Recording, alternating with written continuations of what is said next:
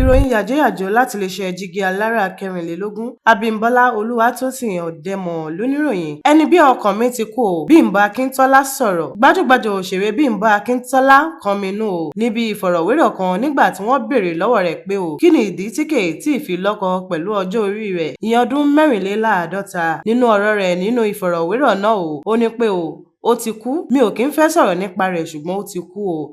Tẹ̀dùn ọkàn ní ìlúmọ̀ọ́ká òṣèré Bimbo Akintola fi ń ṣàlàyé o. Ó ní ó gbà mí ní ọ̀pọ̀lọpọ̀ àkókò kí n tó ṣàwárí ọkọ mi tó papòdà. Kì í ṣe ọjọ́ díẹ̀ fà o, ṣùgbọ́n ó kú o, ó sì ti lọ. Ó tẹ̀síwájú nínú ọ̀rọ̀ rẹ̀ o. Ó ní òun ò gbàgbọ́ wípé kí ènìyàn ṣe ìgbéyàwó nítorí àti ṣe ìgbéyàwó lásán. Tí o bá mọ̀ pé ò ní jẹ́ olóòótọ́ sí ẹni tó o fẹ́fẹ́, kí ló dé tí o fi ń ṣe ìgbéyàwó? Pẹ̀lú bí gbogbo ẹni tó ń fọ̀rọ̀ wé lẹ́nu wò ṣe ń yí sígbá tó ń yí sígbó, náà ló ń yí sígboro. Tó kì í dùn kó pọ̀. Àárín ìjùbá ìlọ ní abala ìròyìn yàjóyàjó láti ìkànnì jígí alára kẹrìnlélógún. Abímbọ́lá Olúwatósìn Ọ̀dẹ́mọ̀ lóníròyìn. Mo ń ròyìn ní ẹ̀ka ìpínlẹ̀ Èkó ti jígí alára kẹrìnlélógún. Ẹ má gbàgbé láti bá wa subscribe sí ìkànnì yìí o.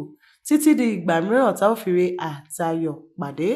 Ire o, ire lójú owó ń rí.